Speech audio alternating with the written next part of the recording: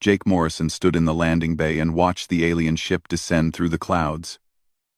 His hands were shaking slightly, though he tried to hide it. The ship was beautiful in a strange way, all smooth silver metal and glowing blue lights.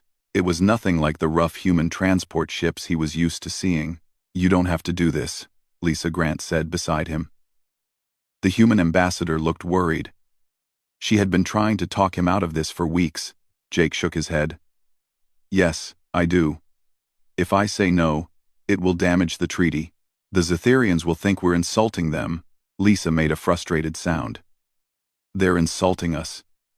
They're giving you their so-called defective princess. Like she's a piece of broken furniture they don't want anymore." Jake had heard the stories. Princess Sarathal was from the oldest and most pure bloodline on the Zetherian homeworld. She should have been one of their most valued royals. But 15 years of trying to have children had failed. In Zetherian culture, that made her worthless. They had declared her barren and removed her from the line of succession.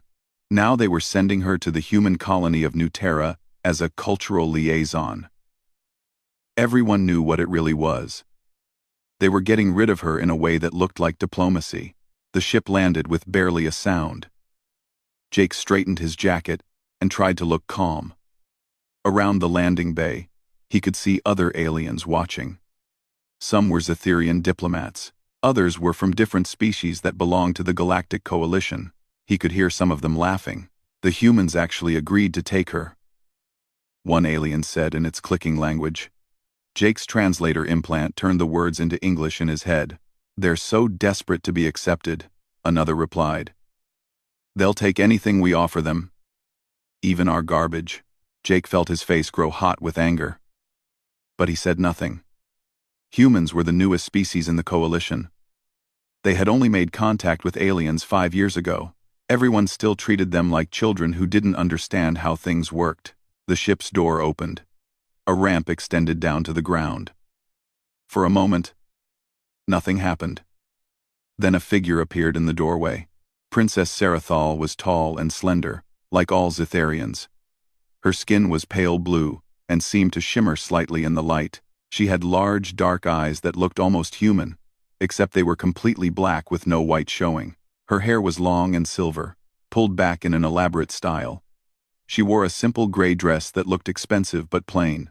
She walked down the ramp slowly. Her face showed no emotion at all. Behind her came 2 other Zetherians carrying luggage. High Chancellor Vexazran, who was Sirathal's uncle, stepped forward.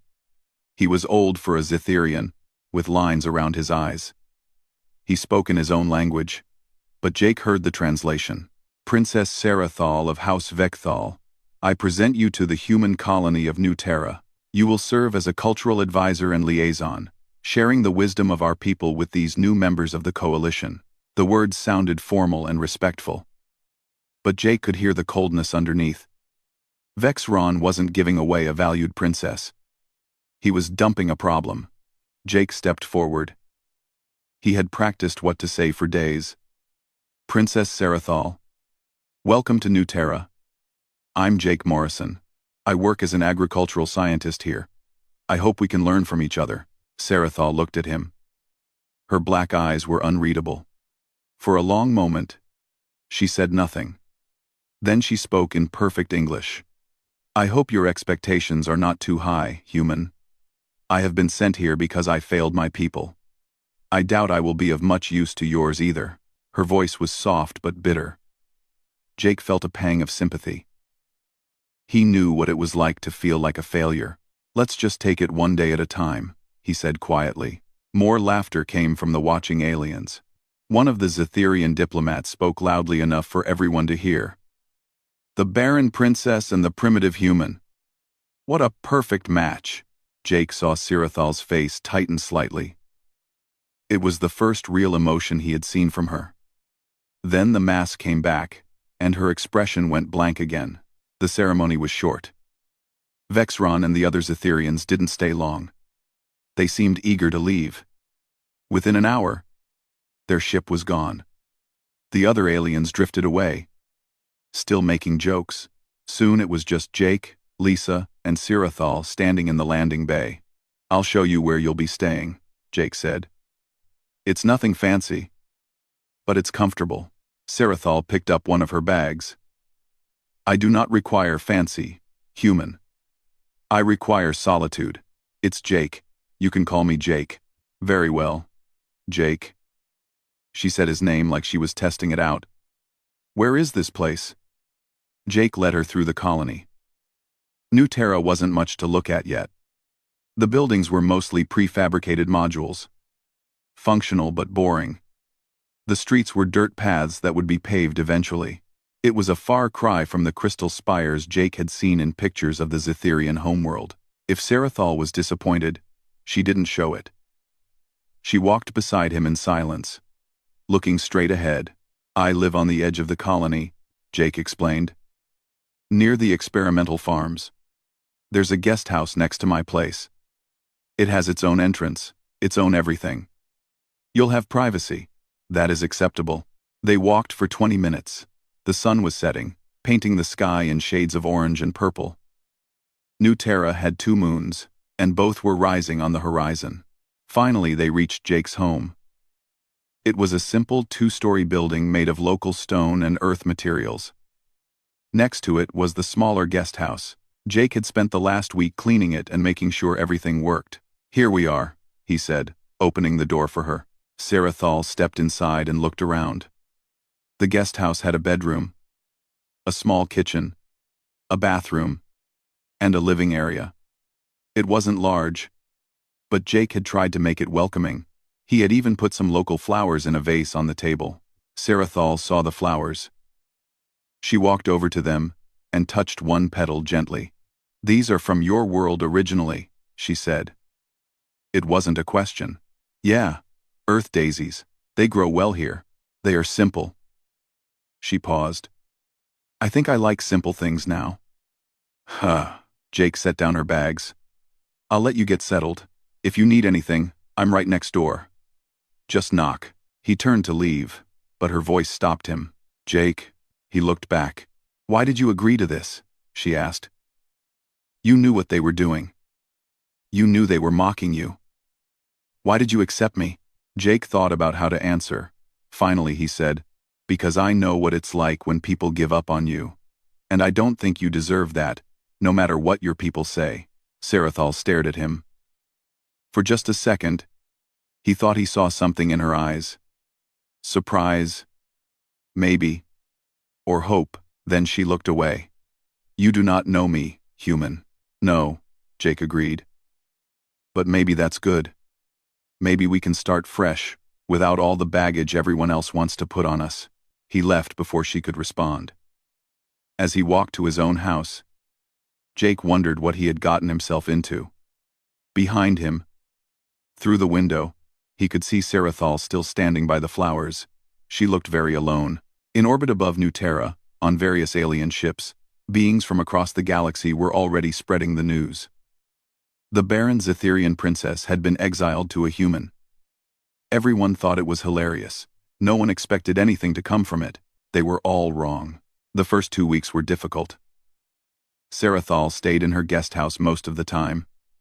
Jake saw her only when she came out to get food or supplies. She never spoke more than a few words to him. She moved through the colony like a ghost, silent and distant. Jake tried to give her space. He had his work to keep him busy. The experimental farms needed constant attention.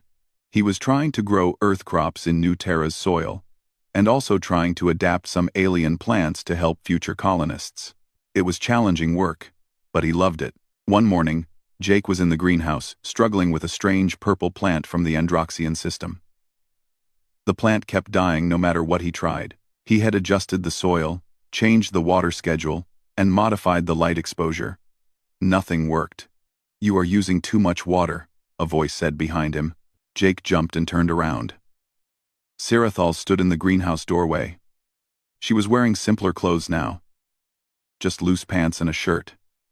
Her silver hair was tied back in a simple braid. What? Jake said, surprised to see her. The Androxian fern, Sarathal said, walking closer. It looks like it needs water, but it actually stores moisture in its roots. If you water it too often, the roots rot. Jake looked at the plant, then at her. How do you know that? I studied xenobotany when I was younger, Sarathal said quietly. Before I was expected to focus only on producing heirs. She reached out and touched the plant's leaves. Her fingers were gentle. Water it only once every 10 days. Give it indirect light. It will recover. Jake watched her examine the plant. This was the most she had spoken since arriving.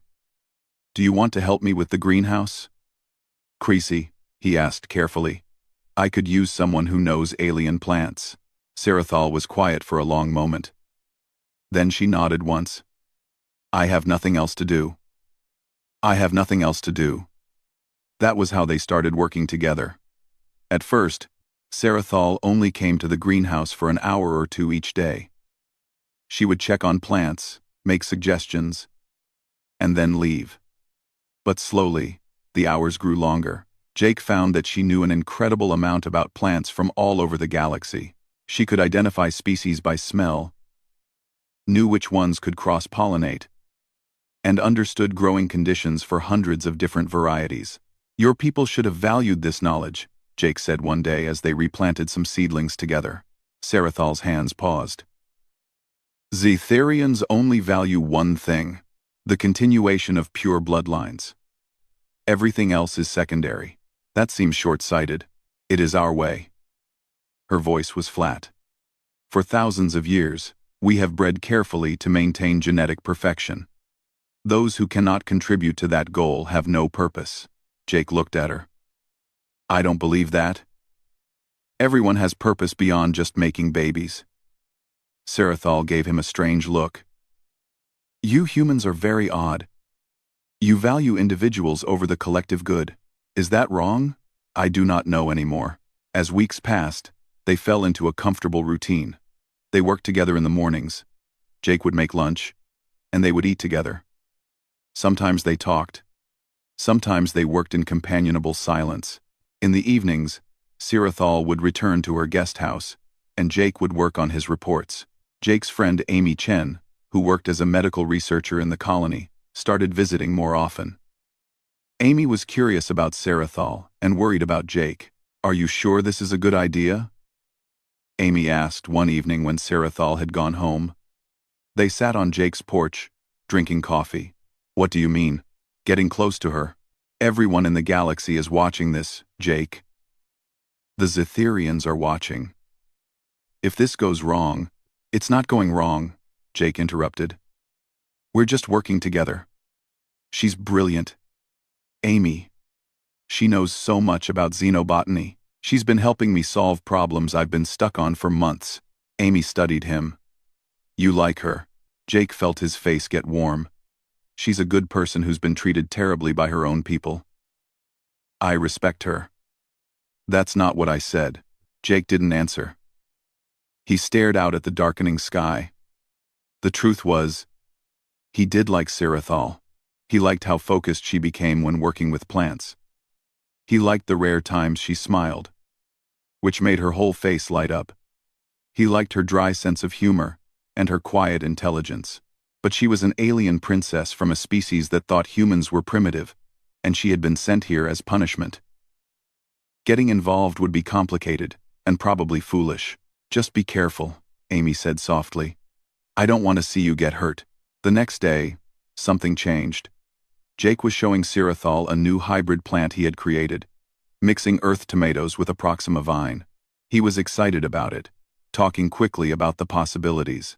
If we can get this right, we could grow food that thrives in multiple environments, he said. It could help colonies across the galaxy. He stopped because Sarathal was crying. Silent tears ran down her blue cheeks.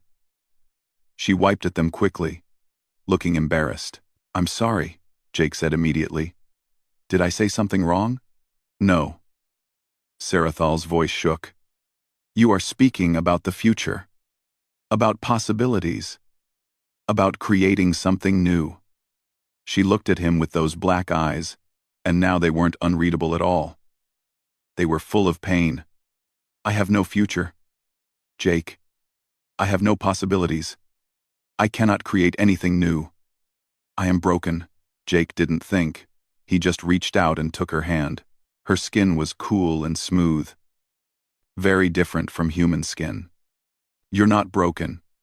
You're here. You're helping me. You're creating these hybrid plants with me. That matters. It is not the same." "Why not?" Jake squeezed her hand gently. "Why is having children the only thing that matters? You're brilliant. You're kind. You know more about plants than anyone I've ever met. Isn't that worth something?" Sarathal stared at him. More tears fell. "My people do not think so." "Then your people are wrong." She made a sound that might have been a laugh or a sob. Then, suddenly, she pulled her hand away and left the greenhouse. Jake stood there feeling helpless, wondering if he had made everything worse. But the next morning, Sarathal came back. She didn't mention what happened. They worked together as usual. But something had shifted between them. They talked more now. Sarathal asked questions about Earth and human culture. Jake asked about Zetheria and her life before. One night, they sat on Jake's porch watching the moons rise. Sarathal had started joining him in the evenings sometimes. They would sit in comfortable silence, or talk about small things.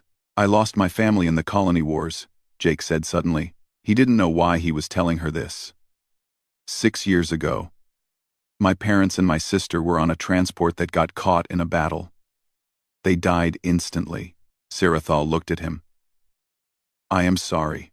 Everyone said I should move on, find someone new, start a family. But I couldn't. I threw myself into work instead. Came out here to New Terra to escape." He smiled sadly. "I guess we're both running from something. Untelisard. I guess we're both running from something. Untelisard. Untelisard. I am not running," Sarathal said. "I was thrown away." "No." Jake turned to face her. "You're here, making a new life.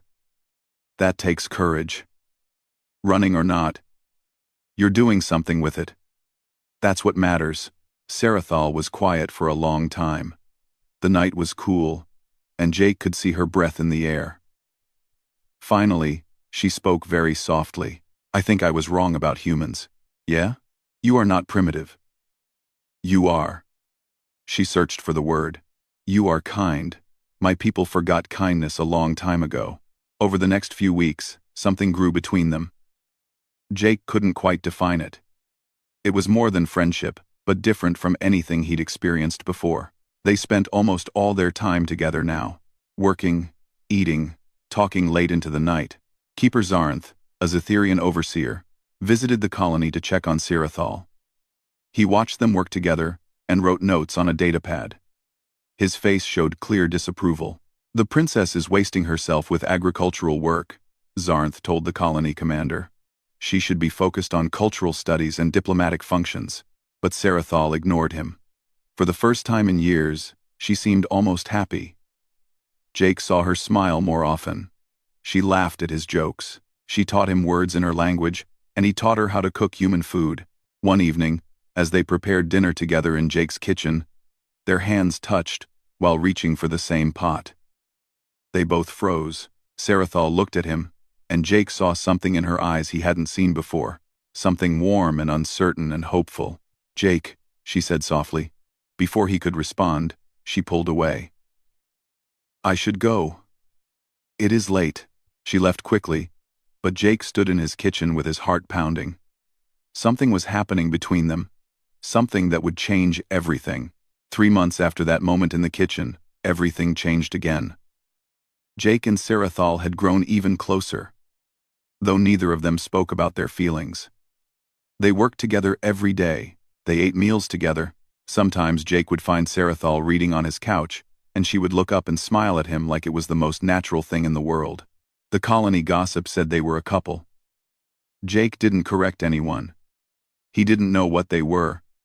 But he knew he cared about Sarathal more than he had cared about anyone in years, and he thought maybe she felt the same way. Then Sarathal got sick. It started small. She seemed tired more often.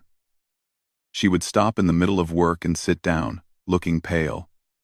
Her silver hair, usually so shiny, seemed dull. Jake worried, but Sarathal insisted she was fine. It is probably just the difference in atmosphere, she said. My body is still adjusting. But after a week, she was worse. She couldn't eat without feeling sick.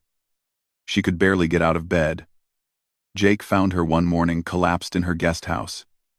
He carried her to the Colony Medical Center, his heart pounding with fear. Please help her, he told Amy Chen when they arrived. Something's wrong. Amy, professional as always, immediately started running tests. She hooked Sarathol up to monitoring equipment and drew blood samples. Sarathol lay on the medical bed, looking small and vulnerable. Jake sat beside her, holding her hand. I am sorry, Sarathol whispered. I did not mean to be a burden. You're not a burden, Jake said fiercely. Don't say that. Amy worked through the night, running tests. By morning, she looked confused and excited and scared all at once. She called Jake into her office while Sarathol slept. I need to show you something, Amy said. Her hands were shaking as she pulled up data on her computer screen. Jake, this is going to sound crazy. What is it? Is she dying? No, the opposite actually. Amy took a deep breath. Sarathol is pregnant. Jake stared at her. The words didn't make sense. That's impossible. She's barren. Her people tested her for 15 years. They declared it genetic. She can't have children. I know what they said. But look at this. Amy showed him the scan results. Even to Jake's untrained eyes, the images were clear. Inside Sarathol's body, a tiny life was growing. She's about 6 weeks along. Jake sat down hard in a chair. His mind was racing. 6 weeks ago. That was right around the time things had changed between them. The time they had kissed for the first time. Awkward and sweet.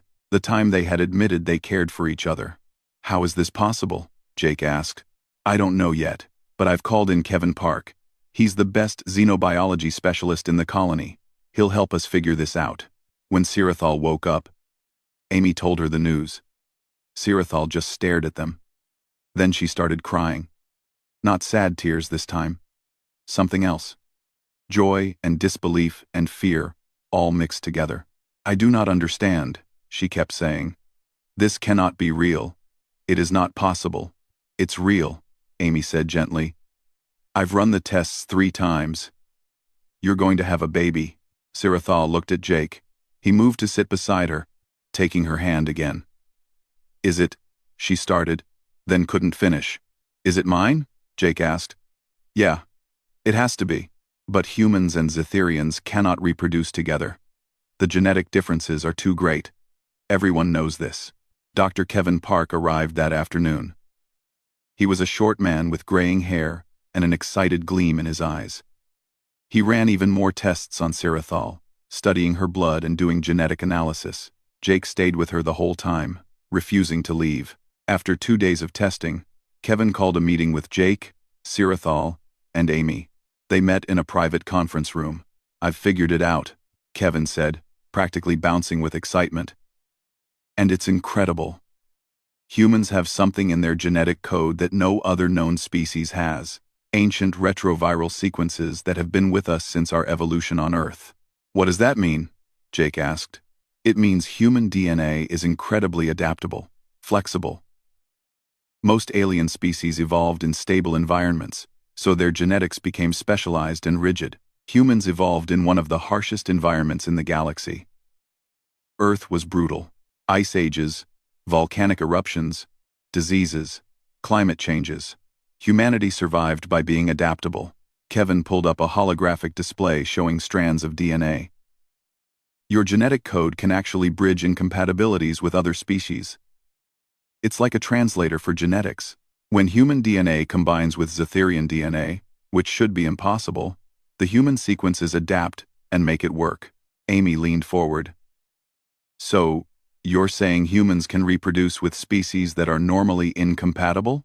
That's exactly what I'm saying. It's not guaranteed to work every time, but humans have this unique ability. As far as I can tell, you're the only species in the galaxy with this trait. Sarathol touched her stomach gently. My people thought I was broken, but I was not broken at all. No, Kevin said. Your people are genetically rigid, too specialized. That's probably why many Zetherians struggle with fertility now. They've bred themselves into a corner, but human genetics are different. Jake's DNA was able to work with yours in a way a Zetherian male's could not. Jake felt stunned. So this baby will be perfectly healthy, Amy said. Part human, part Zetherian. A true hybrid. Something that should be impossible but isn't. They sat in silence for a moment, all thinking about what this meant. Then, Sarathal spoke quietly. We must tell the Zetherians. My people need to know. Are you sure? Jake asked. They won't react well. This will challenge everything they believe. I know. But they deserve to know the truth. I was not defective. They were wrong. She looked at him. And our child deserves to exist without shame. That night, as they walked back to Jake's house, Sarathal was quiet. Finally, she said. Me too, Jake admitted. When the news gets out, everything will change. The whole galaxy will be watching us. Do you regret this? She asked softly. Do you regret me? Jake stopped walking and turned to face her. The two moons were bright overhead, casting silver light across her blue skin. No. Never. You're the best thing that's happened to me in years, and our baby. His voice caught. I'm scared, but I'm also happy. Is that okay? Sarathal reached up and touched his face. It was a very human gesture that she had learned from him. It is more than okay. I never thought I could feel like this. Hope, happiness, love. She said the last word, very quietly. I love you too, Jake said. They held each other in the moonlight, knowing that peaceful moments like this would soon be rare. Because unknown to them, Keeper Zarnth had been monitoring the medical center. He had heard everything, and he had already sent a message back to the Zetherian homeworld. By the next morning, Senator Martha Cole arrived from Earth. She was a tall woman with gray hair and a serious face. She met with Jake, Sarathal, Amy, and Kevin in a secure room. The Earth government wants to keep this quiet for now, Martha said. We need to understand the implications before word spreads. Too late, Amy said, checking her datapad. Keeper Zarnth reported it to the Zetherian High Council. They're calling it a lie. They say humans are trying to deceive the galaxy. Of course they are, Martha sighed. This threatens their entire worldview. If a supposedly barren princess can conceive with a human, it means everything they believe about genetic purity is wrong. What do we do? Jake asked.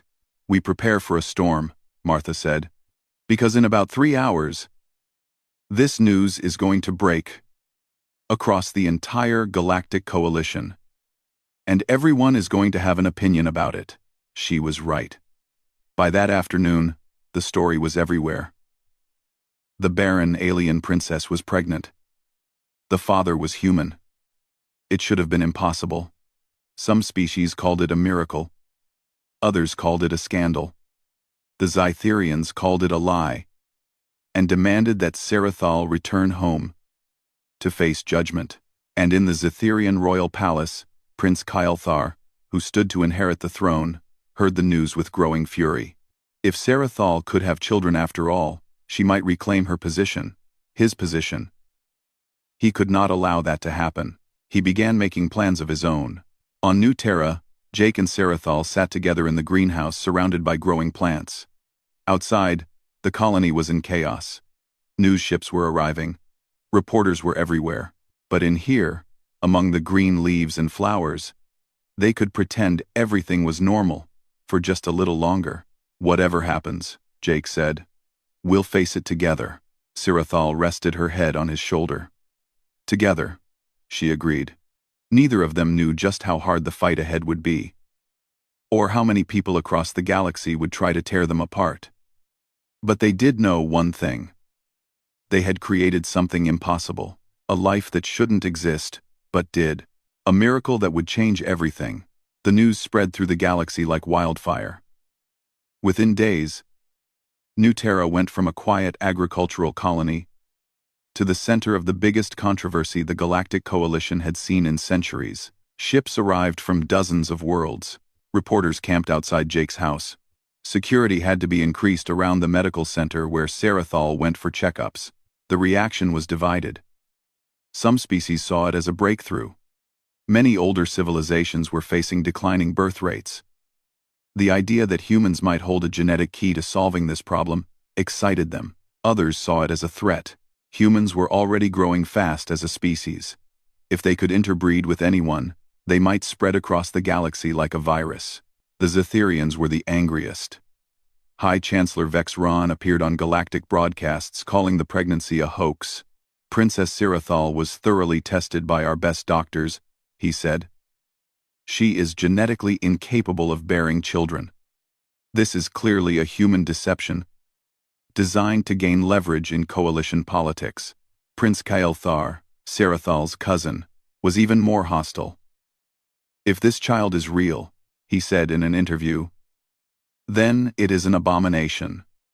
A corruption of pure Zetherian bloodlines, with primitive human DNA. Jake watched these broadcasts with growing anger. Sarathal tried to stay calm, but he could see how the words hurt her. She was 12 weeks pregnant now, and her body was changing. She tired easily and had strange cravings for both human and Zetherian foods. Amy Chen monitored her health constantly, fascinated by how the pregnancy was progressing normally despite the genetic differences. They cannot accept that I am not broken, Sarathal said one evening. She sat on Jake's couch, her hand resting on her slightly rounded stomach. To them, it is better to call this a lie than to admit they were wrong. Admiral Clark Bennett arrived at New Terra with a human fleet. He was a big man with a stern face, but his eyes were kind when he met with Jake and Sarathal privately. The Earth government is taking this seriously, Clark said. We've received threats from several coalition members. Some want to take Sarathal by force for testing. Others want to ban human genetic material from being used in any reproductive capacity. We're here to make sure you both stay safe. This is insane, Jake said. We're just two people trying to start a family. You're more than that now, Clark said seriously. You're a symbol. For better or worse, this child represents humanity's place in the galaxy. Some see hope, others see danger. The situation got worse when delegations started arriving from across the galaxy. The Hiraxi, a species facing extinction due to low birth rates, sent representatives begging for human help. The Torquan Assembly, a militaristic species, demanded that all human genetic material be regulated by the coalition. The Primean Collective, merchants who saw profit in everything, offered Jake millions of credits for samples of his DNA. This is disgusting, Jake told Martha Cole. They're treating us like we're commodities. To many of them, you are, Martha said bluntly. Welcome to galactic politics. It only gets worse from here. The Galactic Coalition called for a special hearing to address the situation. Arbiter Quental, a neutral judge from one of the founding species, would oversee it. Jake, Sarathal, and their representatives would have to travel to the coalition headquarters and testify. I don't want to go, Sarathal said. She was 16 weeks pregnant now and feeling vulnerable. I want to stay here, where it is safe. If we don't go, they'll make decisions without us, Jake said gently. We need to speak for ourselves. For our baby.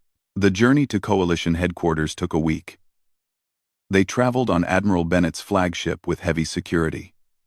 Dr. Nina Cross, a renowned geneticist from Earth, joined them. She had been studying Kevin Park's findings and had more evidence to present. I've confirmed the retroviral sequences, Nina told them during the journey. And I've found records of 3 other human-alien pregnancies that occurred before humans joined the coalition. Nobody paid attention because the humans weren't part of official galactic society yet. But they all involved human men and alien women from incompatible species. So, this isn't unique to us? Sarathal asked. The phenomenon isn't unique, but you two are the first case where everyone is watching. Nina smiled. No pressure. Coalition headquarters was an enormous space station orbiting a neutral star. It housed representatives from hundreds of species. When Jake and Sarathal arrived, They were met with stares and whispers. Some aliens looked at them with curiosity, others with open hostility. Prince Kael'thar was there with the Zetherian delegation. He saw Sarathal and his face twisted with disgust. "Cousin," he said coldly, "I see you have fully embraced your disgrace." "Round."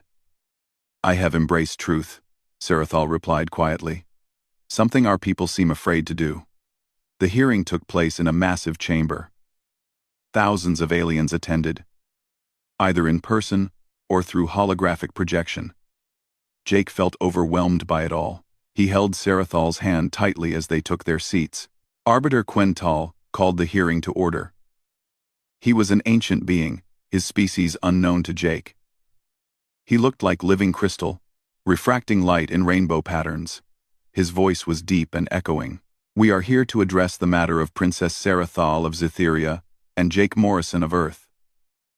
The claimed pregnancy has sparked debate across the galaxy. We must determine the truth and decide what, if anything, must be done." For 3 days, various parties presented their cases. The Zetherians showed all their old medical records, proving Sarathal was barren. They brought doctors who testified that human Zetherian reproduction was genetically impossible. Dr. Nina Cross countered with genetic evidence. She showed exactly how human DNA adapted to bridge incompatibilities. She presented data from the other human-alien pregnancies. She even brought recordings of Sarathal's medical scans showing the healthy fetus growing inside her. "This is not deception or manipulation," Nina said. "This is evolution in action. Humanity evolved to survive and adapt. That adaptability extends to our genetics. We are uniquely positioned to form biological bonds with species previously thought incompatible." The Hiraxi delegation spoke passionately about how this discovery could save their dying species. Other declining civilizations joined in, pleading for access to human genetic partnerships. The opposition spoke about contamination of bloodlines and the danger of human expansion.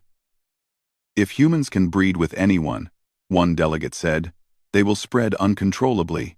They are already a fast-growing species. This ability makes them a threat." Then it was Jake and Sarathal's turn to testify. They sat together at the witness platform, facing thousands of watching aliens. "Tell us in your own words," Arbiter Quental said. "What happened?" Jake took a deep breath. "I met Sarathal when she arrived at New Terra. Everyone said she was barren and worthless. But I saw a brilliant person who had been thrown away by her own people. We became friends, then more than friends. We fell in love. That's all. We didn't plan this pregnancy. We didn't even think it was possible.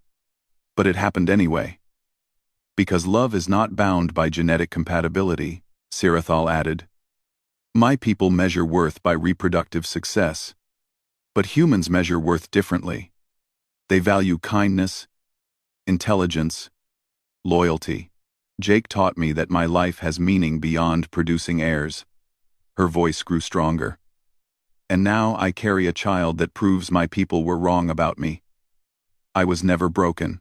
Their understanding was simply limited." Prince Kael'thar jumped to his feet.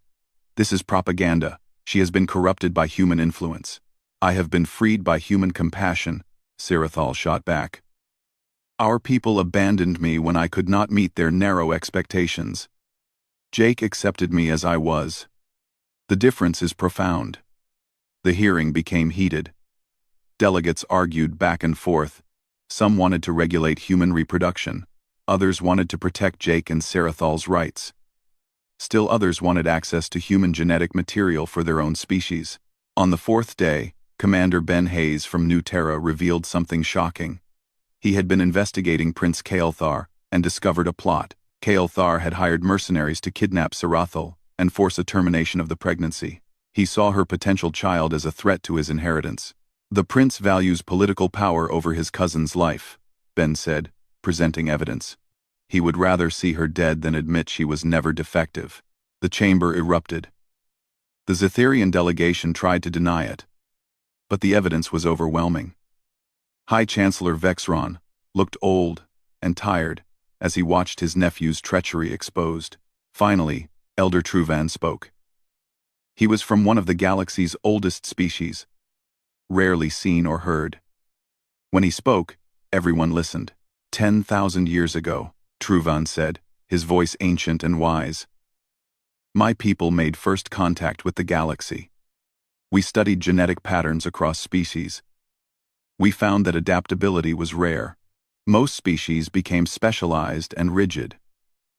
We searched for a species with genetic flexibility, believing such a species would be key to future survival. He looked at the humans in the chamber. We never found that species. Until now. He pulled up ancient records showing genetic diversity patterns. Humans are unique. Their evolution created something special. This discovery should not be feared.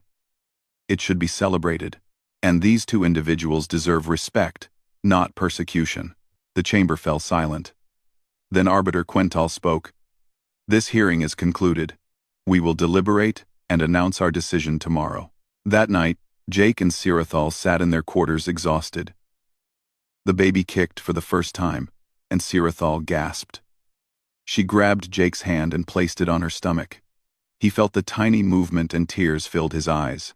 No matter what they decide, he said, this is real. Our child is real. I know, Sirathal whispered, and I am not afraid anymore. The Galactic Coalition chamber was packed the next morning. Every seat was filled. Holographic representatives from hundreds of worlds watched. Jake held Sirathal's hand as they waited for Arbiter Quental to speak. Her pregnancy was clearly visible now, at 20 weeks. Some aliens stared at her stomach like it was something dangerous. Arbiter Quental stood, his crystalline body catching the light. After careful deliberation, we have reached our decision on multiple matters. The chamber went completely silent. First, regarding Princess Sirathal's pregnancy. We have reviewed all evidence presented. The medical data is conclusive. The pregnancy is real, natural, and healthy. No deception or genetic manipulation has occurred. He paused. We recognize this pregnancy as legitimate and protected under Coalition law. Relief washed over Jake. Sarathal squeezed his hand hard. Second, regarding human genetic compatibility. We acknowledge that humans possess unique genetic adaptability. This is a natural trait, not a threat. However, we must establish ethical guidelines. Quental gestured to a display showing proposed regulations. Human genetic partnerships will be protected. Species seeking such partnerships must follow consent protocols. No human can be forced to participate. No genetic material can be taken without permission. The Primean merchant delegation looked disappointed. They had been hoping to commercialize human DNA. Third, regarding Prince Kylthar of Zetheria. Quental's voice grew stern. The evidence of conspiracy to harm Princess Sarathal is overwhelming. He is hereby barred from succession and will face trial under Zetherian law. Prince Kylthar stood up angrily, but Zetherian guards surrounded him.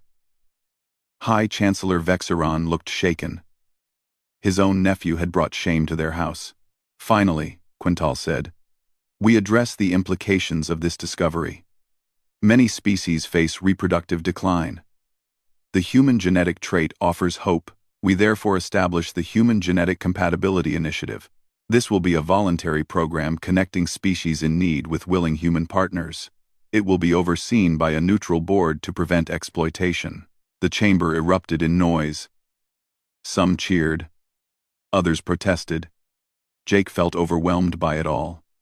They had won, but the victory felt complicated. Their private life was now a matter of galactic policy. Sirathal leaned close to him. Can we go home now? She whispered. Yeah, Jake said. Let's go home.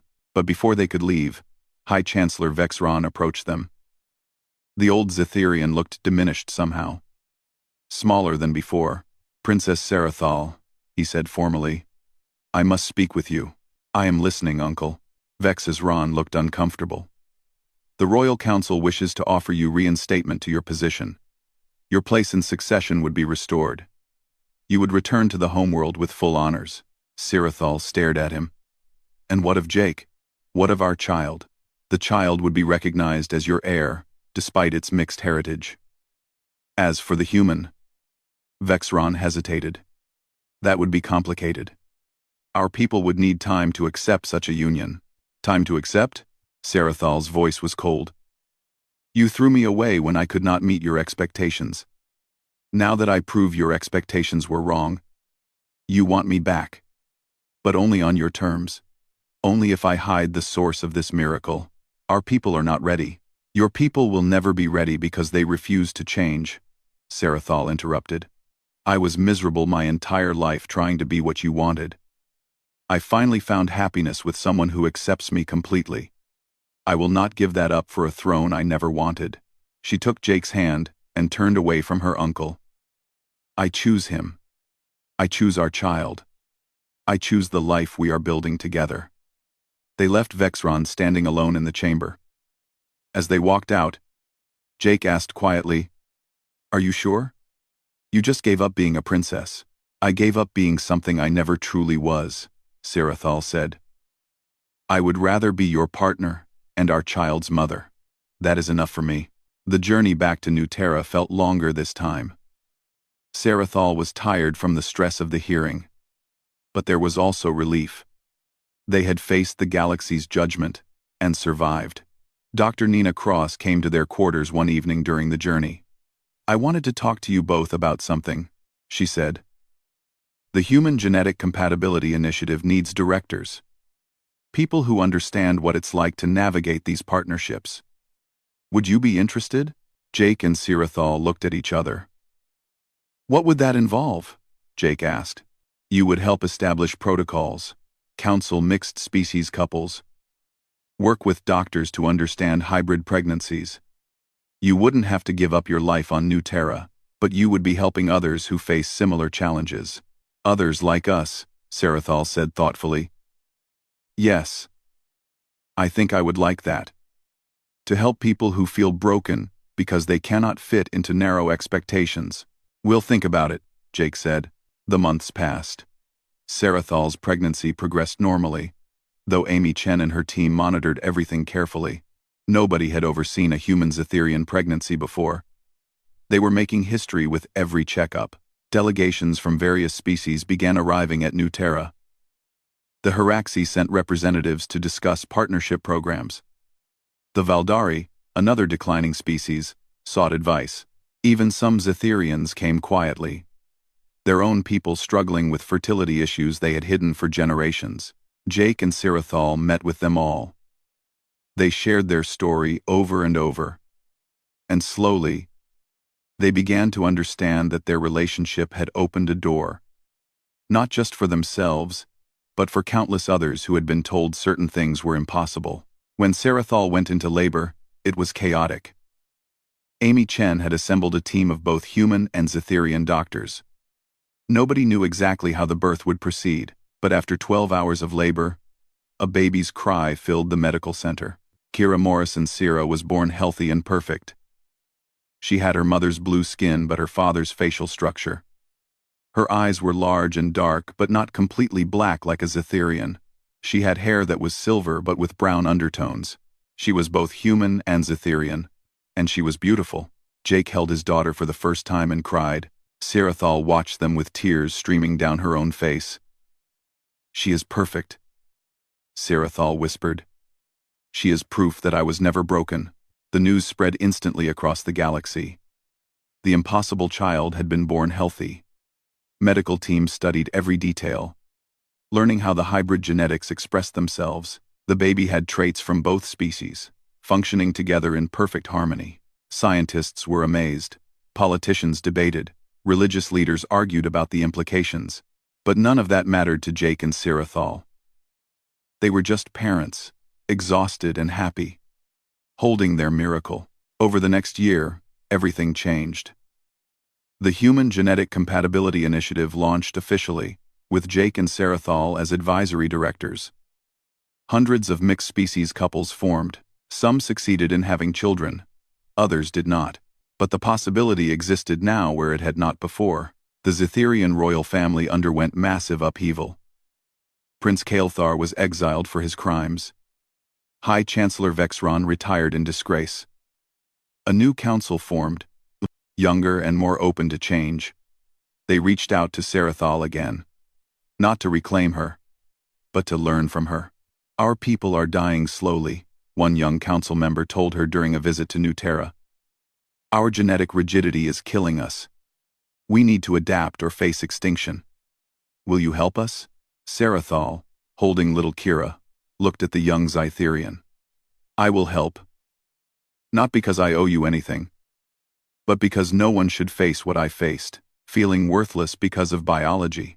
Human colonies across the galaxy found themselves in demand. Other species sought partnerships, cultural exchanges, genetic counseling. Humanity, once seen as primitive newcomers, became valuable members of the coalition, not because of their technology or military might, but because of their genetic gift. Ambassador Danny Foster, who had replaced Martha Cole, visited Jake and Sarathal on Kira's first birthday. The little girl was walking now, chattering in a mix of English and Zytherian. She had her father's curiosity and her mother's grace. You two changed everything, Danny said, watching Kira play with alien toys gifted from across the galaxy. A year ago, humans were barely tolerated in the coalition. Now we're seen as valuable partners. All because of your daughter. It was never about changing things, Jake said. We just wanted to be together. We just wanted our child to exist without shame. Sometimes the most revolutionary acts are the simplest ones, Danny smiled. Love, family, acceptance. These things change the universe more than weapons or politics ever could. That evening, after Danny left and Kira was asleep, Jake and Sarathal sat on their porch watching the double moons rise. The same porch where they had first shared their feelings for each other. The same place where Sarathal had cried about having no future. Do you ever regret it? Jake asked. Giving up your royal position? Staying here instead of returning to your people? Sarathal leaned against him. Never. I gave up a throne I never wanted. For a life I could never have imagined. I have you. I have Kira. I have purpose and happiness and hope. She looked up at him. I have everything that matters. Inside the house, they could hear Kira making soft sleeping sounds through the baby monitor. Their impossible daughter. Their miracle. They laughed when you were sent to me, Jake said quietly. The whole galaxy thought it was a joke. The Barren princess and the primitive human. And now the galaxy comes to us for answers. Sarathal smiled. The last laugh is ours. Or maybe there's no laughing at all anymore. Maybe everyone is finally taking us seriously. Perhaps. But I like to think we taught them something more important than respect. Sarathal touched his face gently. We taught them that kindness and love can achieve what centuries of rigid thinking cannot. That adaptation and acceptance are strengths, not weaknesses. That sometimes the greatest miracles come from the most unlikely places. Jake kissed her forehead. You're getting philosophical in your old age. I learned it from spending too much time with a human farmer who sees possibilities in everything. They sat in comfortable silence, watching the stars. Ships passed overhead, coming and going from New Terra. The colony had grown. More humans had arrived, more aliens too, seeking the hope that Jake and Sarathal represented. Inside, Kira would grow up in a galaxy that was different because she existed. She would never face the judgment her mother endured. She would never be told she was impossible or wrong.